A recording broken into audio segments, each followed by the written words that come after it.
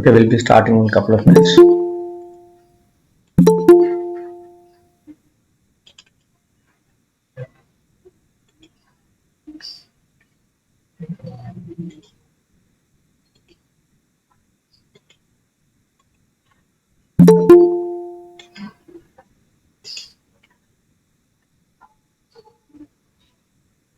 Good morning, sir. Good morning.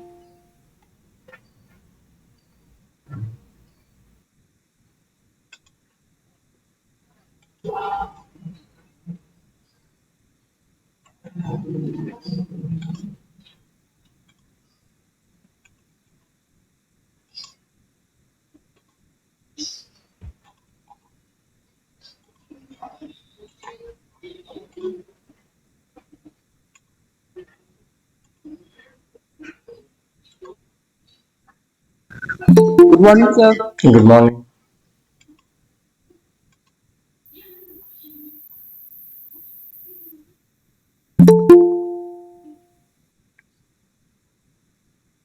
Good morning, sir. Good morning, everyone.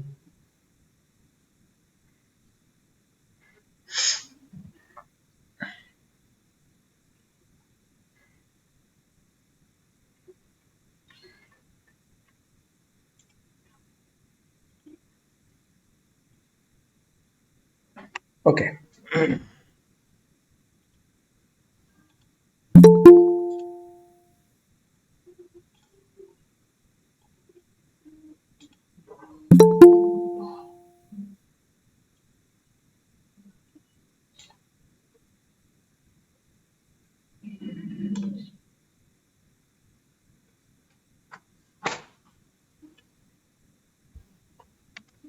So, in today's class, we are having a combined class of both A and D section.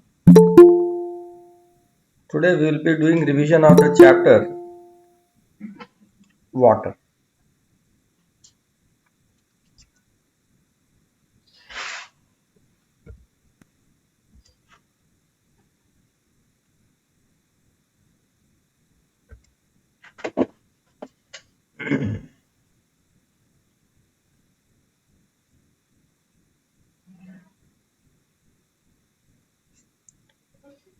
So, here, firstly, we want to see that three such important, most important properties of water that you can think about.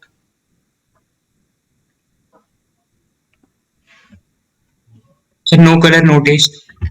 Okay, that's so many So materials are there. anomalous Sir, it expansion of exists water. in all three states of matter. Okay, okay. Universal solvent. Universal solvent. Okay. Yes. Anything else? So anomalous expansion. Anomalous expansion is a very important property. Yes.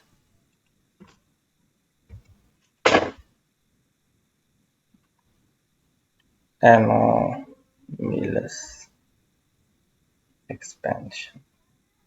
Okay. So something about the physical property of water that is very interesting and unique. What would you consider such a important property? What you would think about? That is one of the reason why we use the water in car radiators, in coolers, everywhere.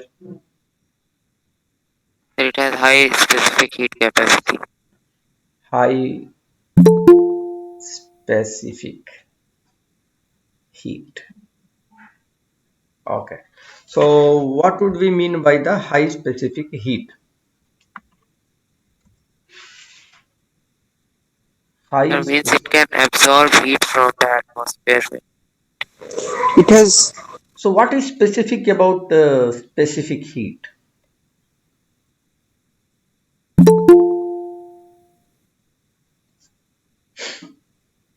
Here specific. Okay, when we say specific heat capacity. So when we say specific, here specific means 1 gram. Okay. So when we are taking 1 gram of water and we are heating it up to 1 degree centigrade, increasing that heating through 1 degree centigrade, how much amount of energy it will always absorb? 4.2 4.2 joule. joules, or that is taken as a standard, that is 1 calorie. So when we use the term 1 calorie, that calorie is nothing but water. It is the amount of heat required to raise the temperature of 1 gram of water by 1 degree centigrade.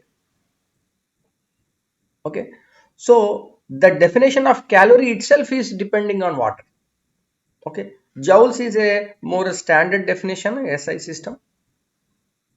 So specific heat capacity of water is 4.2 joules. So this high specific heat is there. Therefore, what happens? You need more energy to raise the temperature by 1 degree centigrade. Okay. So when we compare that with air, okay. So for example, if any lake or something is nearby the surroundings, that also keeps that area a bit cool, because this one it needs a higher amount of energy to raise the temperature by 1 degree centigrade. Okay, any other property you can think about interesting and important about water?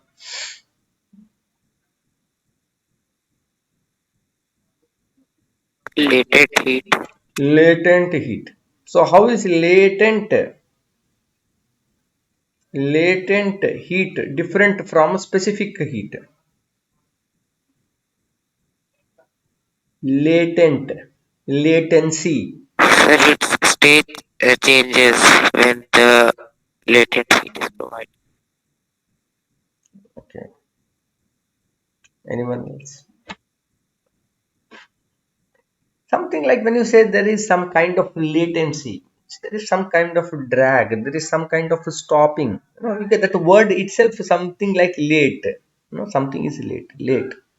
So here, what is happening here is, for example, if you can use this latent heat for say change of state, okay, and when we are talking about water, then we will say that the change of the state can be between the liquid state, that is the water, say for example, and ice.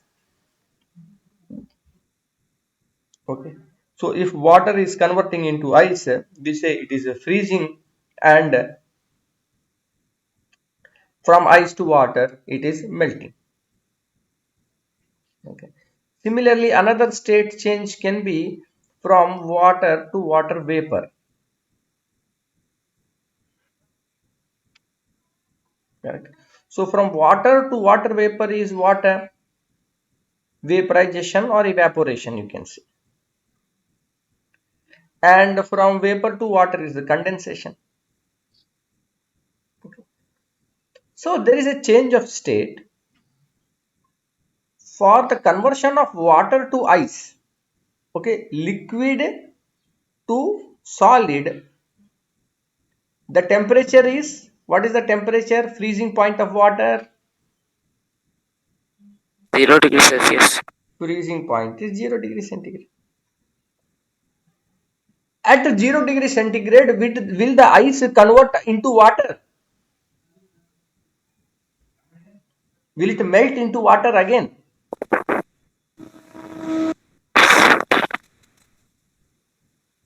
Or only ice means ice will be there? No, sir, it will not melt.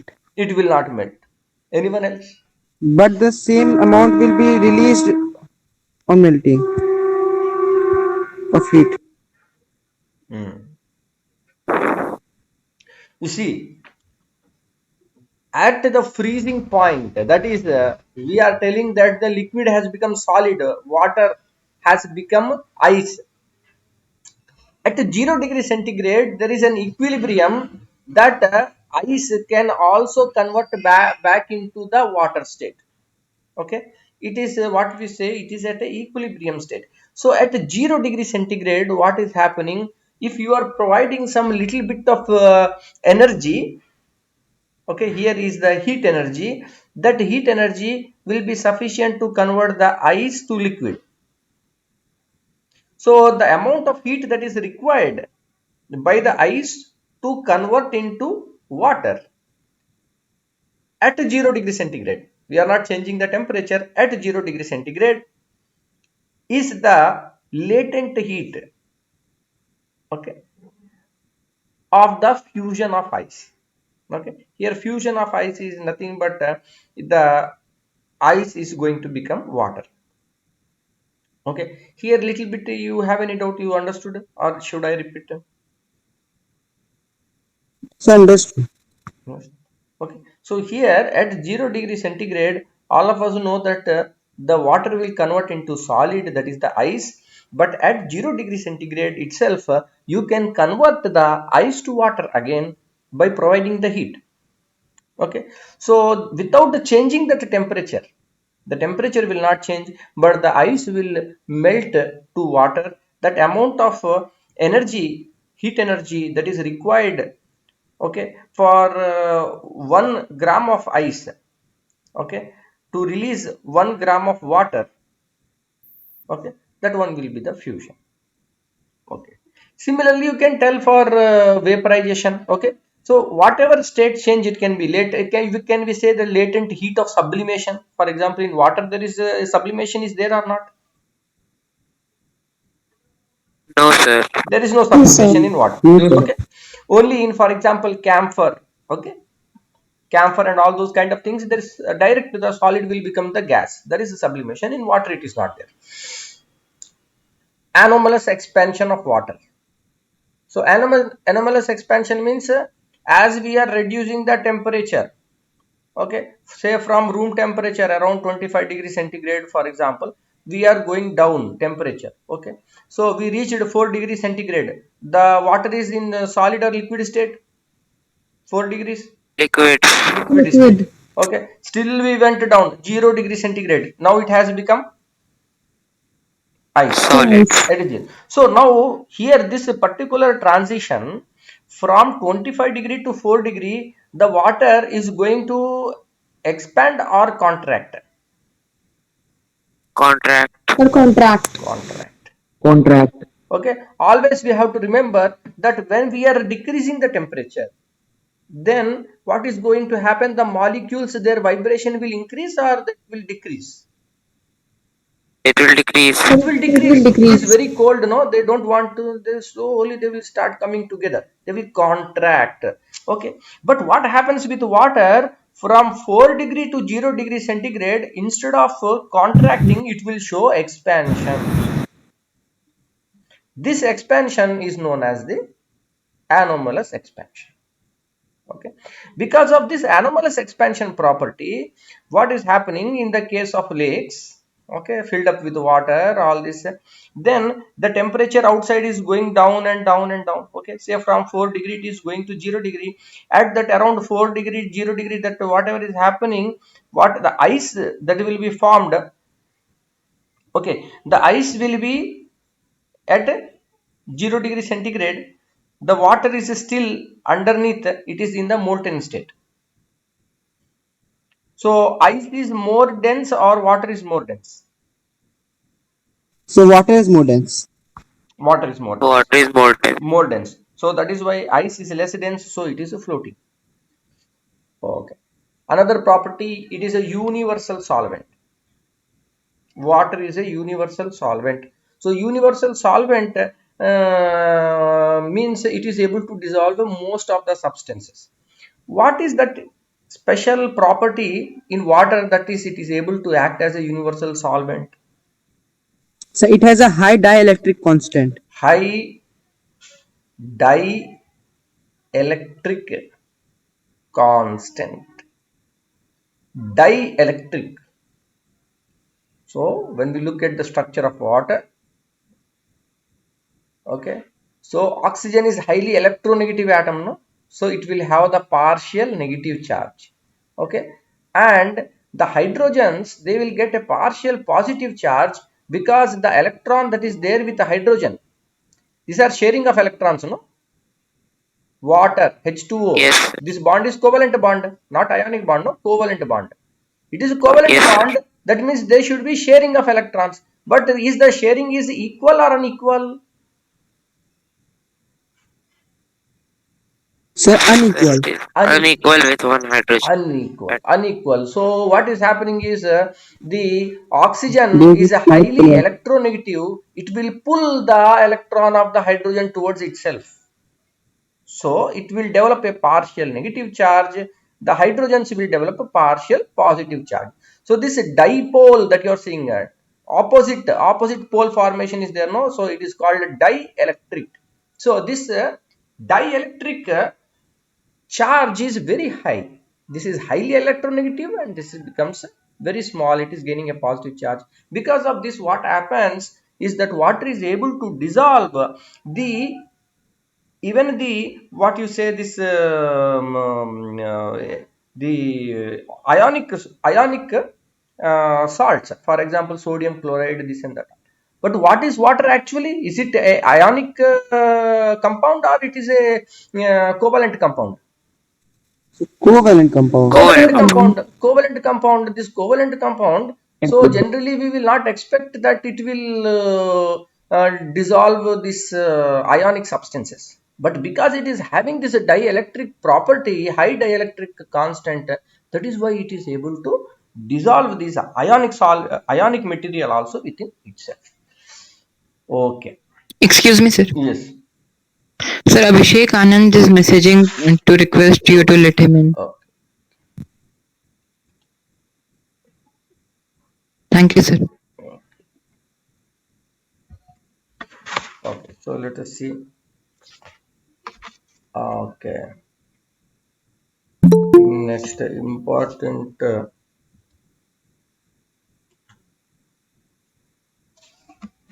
importance of air dissolved in water. Okay, next solutions.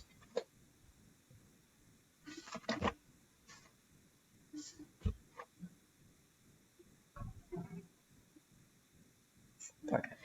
So in solutions, when can we say that a given because a solution is having two components, no? Solute and solvent. Solute, solvent. When can we say that a combination, this one is a solution, true solution?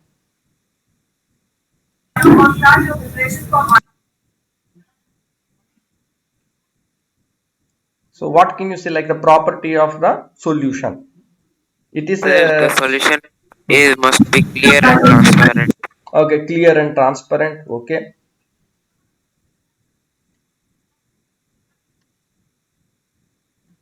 Homogeneous, Sir, it will does not scatter light. will not scatter light. The size of particles will be very small. They're about 10 to the power minus 10 meters. Yes. Size of the particles is very small, less than 10 to the power of minus 10 meters. All the other things that we are seeing is due to this.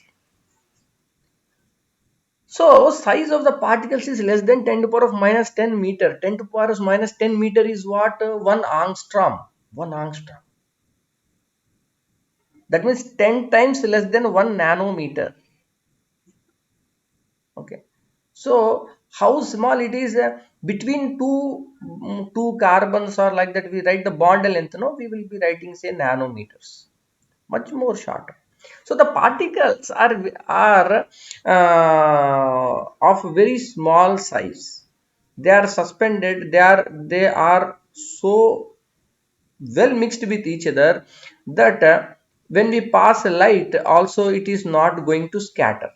So if the size of the particle will increase, then the light will be able to hit that particle and it will scatter, right? But that is not taking place. Okay. So all of these things is taking place because of the size of the particles. Okay. Now saturated, super saturated. Super saturated solution, if you want to make, how you can make?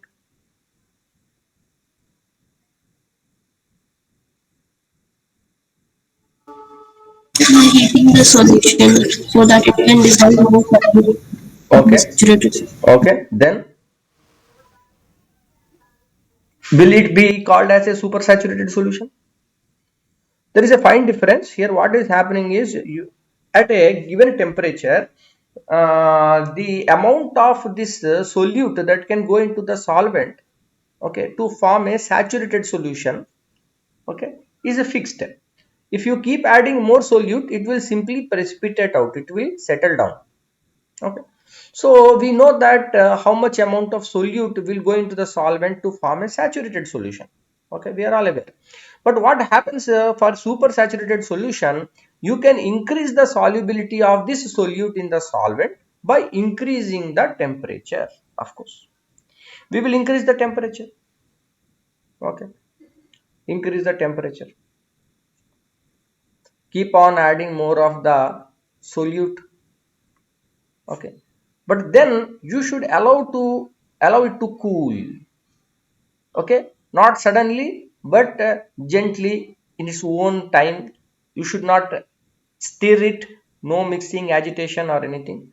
And what happens mostly that this though the temperature will come down, the solute does not come out of the solution. Okay, so then at that temperature we are saying that it is a super saturated solution. Okay, this one at a higher temperature, is it a super saturated solution? No, sir. No, No, sir. no, this is not super saturated solution. You are increasing the temperature. When you increase the temperature, more amount of solute will go. Okay, that is okay, but that is not super saturated. You will allow it to cool and you will bring to this temperature, okay, that room temperature, and still it is holding that amount of the solute. This will be the super saturated solution. Okay, so temperature factor is there. Next, Sir, I have a doubt. yes, Sir, here in the book it is written that a supersaturated solution is metastable. Sir, what does that mean? metastable means this solution that is formed slightly, if I shake it, okay, just shake it little, then the solutes will come out of the solution. So it is a metastable. Okay, sir. Thank you, sir. Next,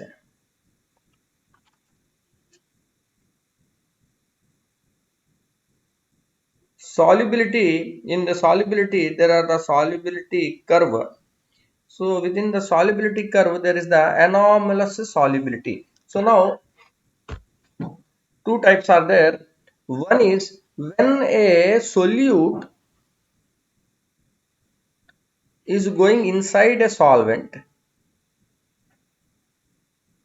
it may either release the heat or it may take up heat. So it may be exothermic or it may be endothermic process. Okay, so for example, if you take water and in that one you are adding a little bit of a concentrated sulfuric acid, slowly what will happen to the temperature?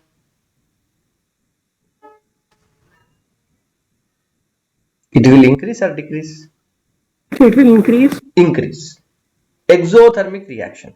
If you are adding ammonium chloride to water, mixing, then the temperature you'll observe is that the tube gets cooled down, totally cooled down. Okay, that is a endothermic. Okay, temperature is reducing. It is a taking in the heat from the surrounding. It is absorbing the heat from the surrounding. Okay, but here it is releasing the heat. That is why it seems to be warm. Now, a compound, a solute that is showing this exothermic property when it is dissolving in the solvent, if you increase the temperature, do you think the solubility will decrease or increase? The solubility will increase. Increase. Hmm. So increase. Increase. So it will increase. Increase. Hmm. Either increase or decrease. Only two options are there. So now you have to tell why you think that when you are increasing the temperature, the solubility will decrease.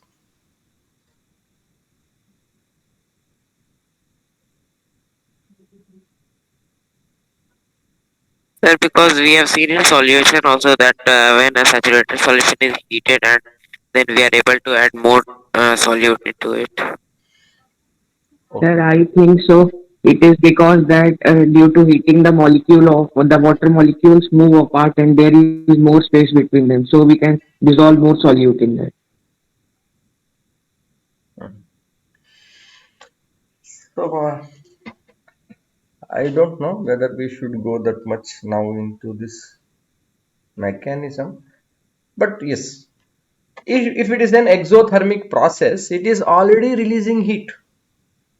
Okay, already it is releasing the heat, and what you are doing is you are also providing the extra heat from outside.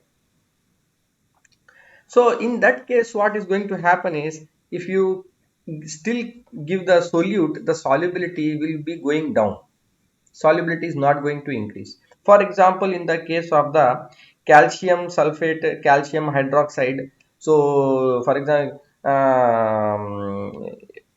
when we are mixing calcium hydroxide, that one is going to release a heat.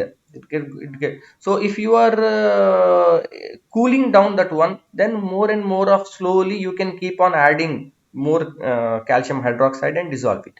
But if you increase the temperature, then that will appear to be precipitating outside. It will seem to be coming outside. So there is some kind of opposite relation. For example, here in endothermic reaction, if you are increasing the temperature, then the solubility will increase.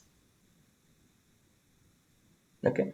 So there is a little bit of opposite. Now what is happening in anomalous solubility? Anomalous solubility.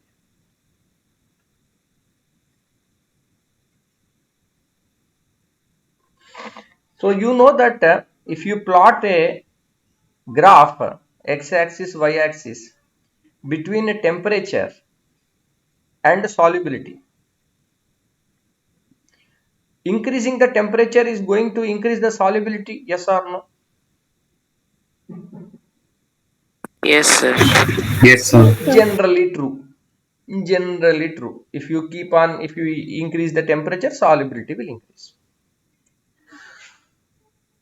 Beyond one point, the solubility decreasing in this way. So in certain compounds like the Glauber's salt,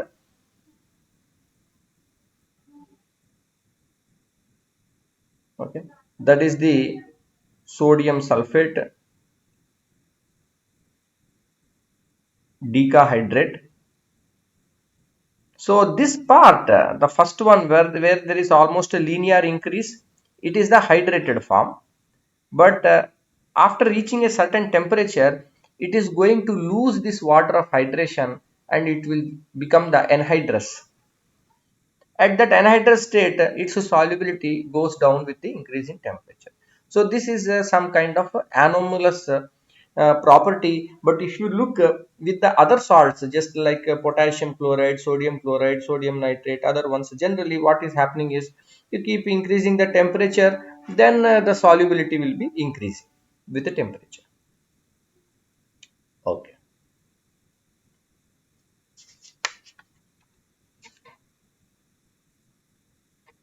Okay. So there is a little bit one question, that is, suppose I want to package a mobile phone, okay, and in that packaging I want to put a substance so that electronic items are sensitive to the moisture. Okay, I think we are almost time. Okay, they are sensitive to the moisture, so I want to use some chemical substance that can prevent the buildup of moisture inside that electronic device. Okay, the packing material. So which kind of substance should I use? Should I use the efflorescent material? Should I use a deliquescent material? Should I use a hygroscopic material? Should I use a desiccating material? Or should I use a dehydrating material? Which of these will be suitable? Deliquescent. Because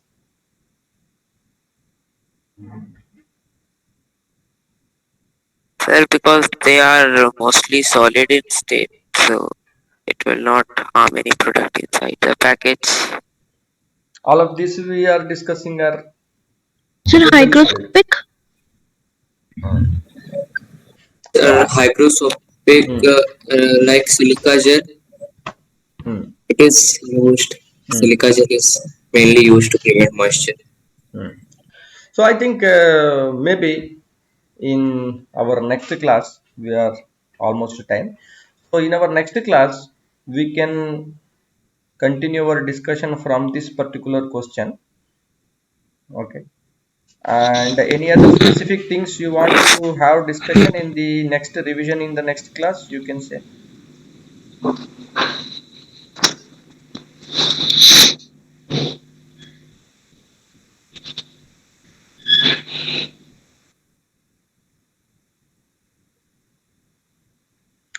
Okay, then we will continue with the discussion of this water chapter. We will complete in tomorrow's one.